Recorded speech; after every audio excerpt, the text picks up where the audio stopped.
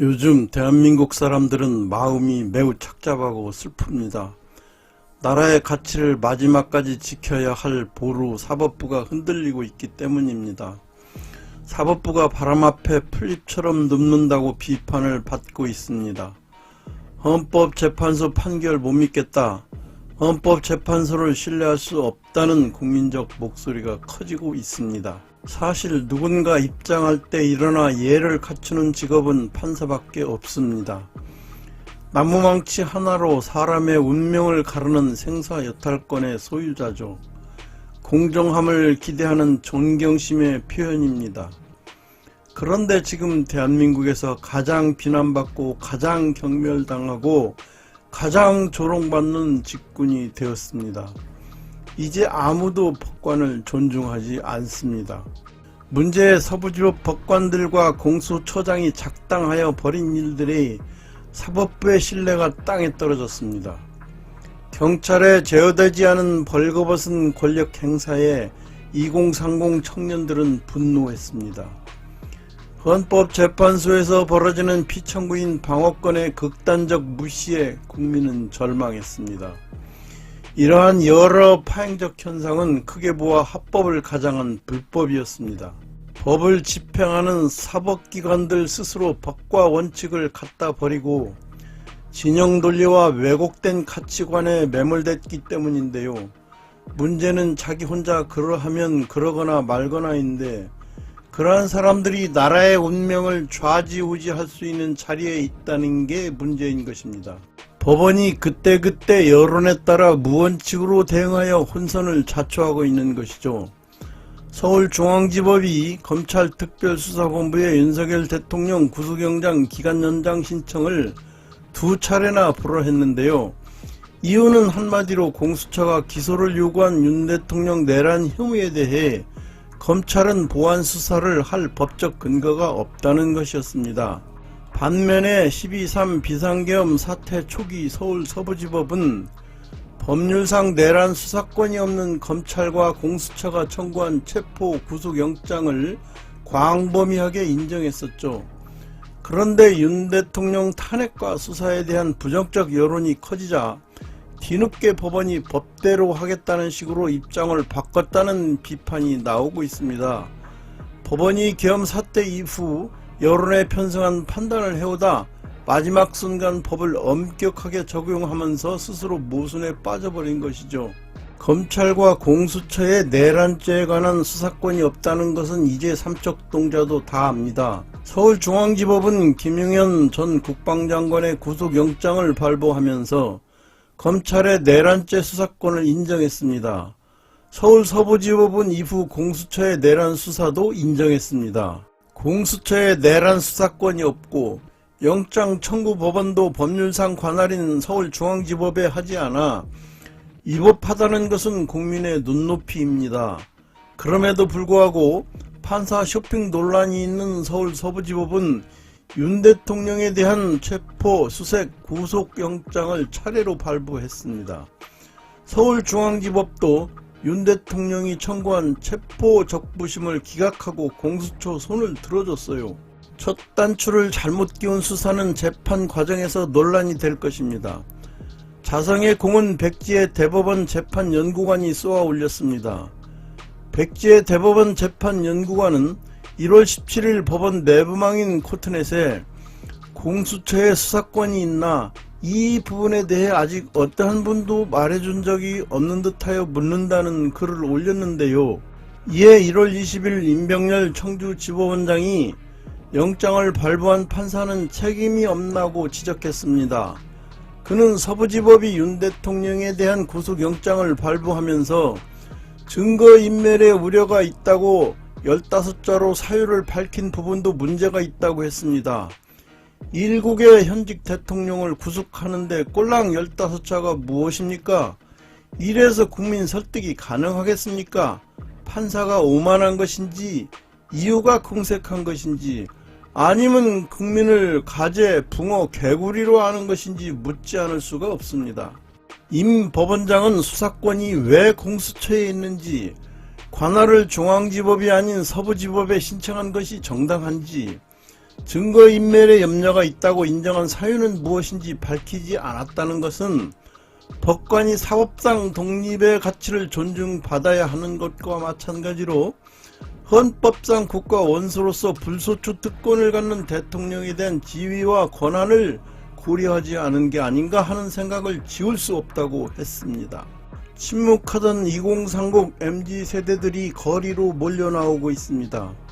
12월 14일 탄핵 국면만 해도 여의도 국회 앞은 윤석열 아웃, 윤석열 탄핵 등의 플래카드를 들고 형형색색 응원봉이 물결을 이루고 있었는데요. 그러던 것이 어느덧 1개월 뒤 상황은 달라졌습니다. 윤 대통령에 대한 구속영장이 집행됐던 지난 1월 15일 오전 서울 한남동에는 응원봉이 아닌 태극기와 성조기를 쥔 2030 남성들의 모습이 눈에 띄게 드러나 있었죠. 2030 남성들에 대한 주목도가 고조된 것은 19일 새벽 서울 서부지법 난입 사태였습니다. 애국시민 2030 청년들은 이재명 민주당 대표는 방어권 보장을 이유로 영장을 기각했는데 직무도 정지된 대통령을 증거인멸 우려가 있다며 구속한 게 납득이 안 된다. 법원이 국민의 분노를 유발한 것이라고 주장했습니다. 이어 언론인과 법조계 인사들까지 동참에 나섰습니다. 이른바 우선 헌재의 편향성 문제와 문형배, 이미선 재판관의 사퇴 촉구 여론 조성이 집중 조명되고 있는데요. 이에 헌재 안에서도 내분과 이상기류가 감지되고 있습니다. 헌법재판소에서 근무 중인 현직 A사무관이 이진숙 방송통신위원장 탄핵안에 인용 의견을 낸 재판관들에 대해 재판관들이 스스로 성찰해 당파성을 줄이고 어떤 사안에 대해서나 동일한 기준을 적용하는 공정성을 지켜야 한다고 비판했는데요. 명백한 우리 편을 위한 이중잣대에 대해 자성의 목소리를 내고 있습니다. 2022년 민주당은 검수완박 법안 심사를 앞두고 민영배 의원을 탈당시켜 야당 의원으로 만드는 꼼수를 부렸었죠. 이에 국민의힘이 헌재에 통과 법안이 무효라며 권한쟁의 심판을 청구했는데요. 문영배, 이미선 재판관을 포함한 5명은 무효가 아니다라는 의견을 냈었습니다. 민영배 의원은 나중에 민주당에 복당했고 공천을 받아 다시 국회의원이 됐는데요. 이렇게 해서 오늘의 문제를 일으키고 있는 공수처가 탄생했어요. 헌재가 민주당 꼼수에 부응한 것이죠. 헌재의 기준이 우리 편인지 아닌지에 따라 바뀐다면 국민들은 헌재가 공정하지 못하다고 느낄 수밖에 없습니다. 그런 일이 반복될수록 국민들은 헌재에 실망하고 그 존재의 필요성을 부정할 것입니다. 헌법재판소가 스스로 불신을 자초하고 있습니다. 민주당은 비상계엄 직후부터 윤 대통령을 내란 수괴로 지칭하고 한덕수 국무총리와 다른 국무위원들을 내란 공범으로 불렀는데요. 지난 1월 3일 갑자기 헌법재판소에 탄핵 사유에서 내란죄를 철회하겠다고 밝혔습니다. 민주당이 내란죄를 철회한 것은 윤 대통령 탄핵 심판을 최대한 빨리 끝내 대선으로 직행하기 위한 것이죠. 그런데 탄핵 소추 사유에서 내란죄를 철회하라고 헌법재판소가 국회 측에 권유했다는 주장이 제기됐습니다. 헌재의 심판의 공정성과 중립성 문제가 불거졌어요.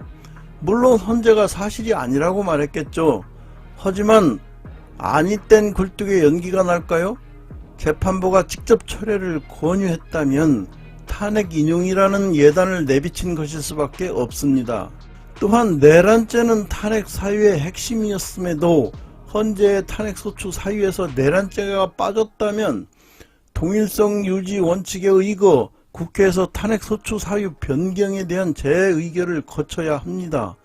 그럼에도 불구하고 헌재가 탄핵심판을 계속 진행하겠다고 하는 것 자체가 헌법 위반이고 민주당과 내통하고 있다는 의심을 사기에 충분합니다. 탄핵심판 결정에 모두 승복하려면 헌재는 효율보다 절차적 공정성에 더 큰 무게를 두어야 합니다.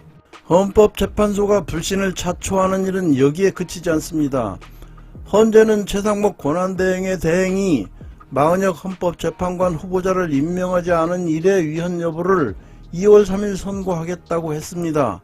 최 대행은 국회가 추천한 헌법재판관 후보 3명 중 마 후보를 빼고 여야 합의가 이뤄진 2명만 임명했었죠.